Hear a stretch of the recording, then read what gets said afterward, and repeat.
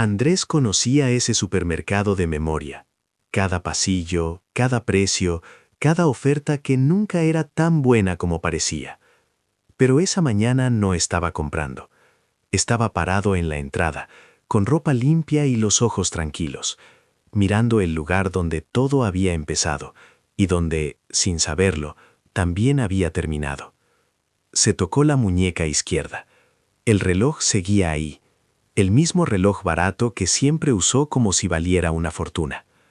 4 años antes, Andrés tenía un trabajo estable en logística. No era glamoroso.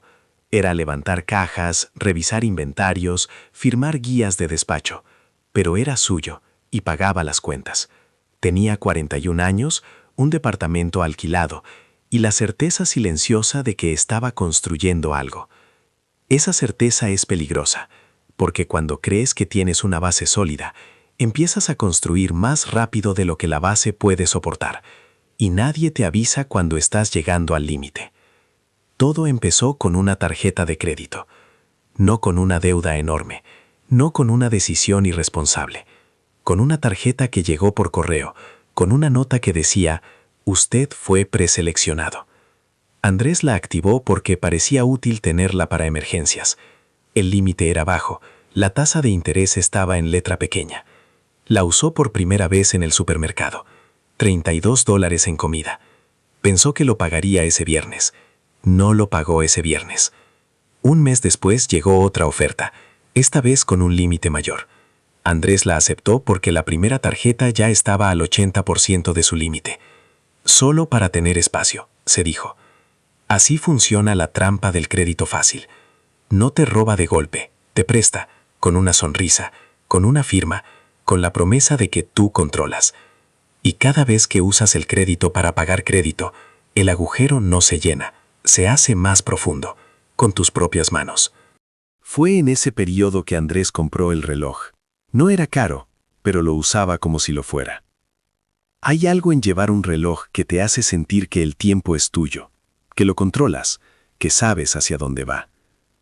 Su mujer le preguntó cuánto había costado. Él dijo la mitad del precio real. Fue la primera mentira pequeña. Las mentiras pequeñas son las más peligrosas, porque no pesan, y precisamente por eso se acumulan sin que lo notes. Andrés tenía una mujer y 2 hijos de 8 y 11 años, y quería darles cosas, no lujos, cosas normales. Las zapatillas de marca que el niño pedía para no sentirse diferente en el colegio, el viaje de fin de año que su mujer mencionó una sola vez y él no olvidó. El problema no era querer darles cosas. El problema era que las tarjetas hacían que parecía posible lo que no lo era. Ese es el negocio del crédito fácil. Vender posibilidad y cobrarla con intereses del 20% mensual. Nadie te enseña matemáticas de deuda en el colegio. No te enseñan que si debes $1,000 al 20% mensual y solo pagas el mínimo, en un año habrás pagado más de lo que debías y seguirás debiendo casi lo mismo. No te enseñan eso. Te enseñan a firmar. Andrés firmó 4 veces ese año, 4 contratos que leyó por encima, 4 veces que creyó que entendía lo que estaba haciendo. El sistema no necesita que entiendas, solo necesita que firmes. Para el segundo año, Andrés estaba trabajando 12 horas diarias. El trabajo en logística, más una ruta de delivery los fines de semana, más pequeños trabajos por aplicación cuando podía. Su mujer lo veía llegar cansado y no preguntaba, porque ya sabía la respuesta. Y Andrés llegaba, comía, miraba los extractos bancarios y volvía a calcular. Siempre los números salían mal, pero siempre creía que el mes siguiente sería diferente. El mes siguiente nunca fue diferente. Andrés nunca le contó a su mujer el total real de la deuda, no porque fuera cobarde, sino porque había un número en su cabeza que, si lo decía en voz alta, se volvía real, y él todavía creía que podía resolverlo solo. Ese es el otro negocio del endeudamiento. No solo te quita dinero, te quita conversaciones, te quita intimidad, te instala una pared invisible entre tú y las personas que más quieres. Y la pared crece con cada mes que no dices la verdad. La tercera tarjeta fue para pagar las 2 primeras. En ese momento, Andrés cruzó una línea que no tiene señal de advertencia. Cuando usas deuda para pagar deuda, ya no estás gestionando un problema. Estás construyendo una bomba, con temporizador, y tú mismo vas ajustando los cables sin saber cuál es el que no debes tocar. Andrés lo sabía en algún lugar de la cabeza, pero el cerebro humano tiene una capacidad extraordinaria para creer lo que necesita creer, para sobrevivir otro mes. La carta llegó un martes. Andrés la abrió en el estacionamiento del trabajo porque no quería abrirla en casa. Era del banco. Proceso de cobro prejudicial. Leyó esas palabras 3 veces. Guardó la carta en el bolsillo interior de la chaqueta. Entró al trabajo. Saludó a sus compañeros. Firmó 3 guías de despacho. Y en ningún momento su cara mostró lo que había leído. Esa capacidad de seguir funcionando cuando todo se derrumba por dentro es una de las cosas más solitarias del mundo. Esa noche, Andrés le contó todo a su mujer. No porque quisiera, sino porque el número que había evitado decir en voz alta finalmente salió solo. Ella no gritó. Eso lo sorprendió. Se quedó callada durante mucho tiempo. Luego le preguntó, ¿cuánto tiempo llevas solo con esto? Y esa pregunta fue más difícil de responder que cualquier número, porque la respuesta era, desde el principio. Y eso no era solo una deuda de dinero, era una deuda de confianza. Un compañero de trabajo le habló de un asesor financiero comunitario, no un banco, no una financiera, una organización sin fines de lucro. Andrés fue un miércoles por la tarde esperando que le dijeran que no tenía solución. El asesor miró los números durante 10 minutos en silencio. Luego levantó la vista y dijo algo que Andrés no esperaba. Esto tiene salida. No es fácil, no es rápido, pero tiene salida. Andrés no respondió de inmediato. Llevaba tanto tiempo creyendo que no la había, que no supo cómo recibir esa noticia. El plan de salida de deudas era simple, no fácil, simple. Priorizar la deuda de mayor interés, negociar directamente con los bancos, congelar las tarjetas, cosas que nadie le había enseñado antes. Cosas que deberían enseñarse en el colegio y no se enseñan, porque la industria del crédito prefiere clientes que no entiendan.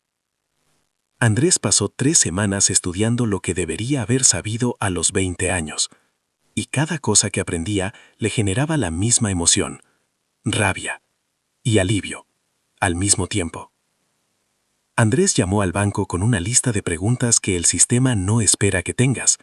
Pidió hablar con el departamento de retención, negoció la tasa, negoció el plazo, pidió una reestructuración. Le dijeron que no 3 veces. A la 4ª vez, alguien aceptó.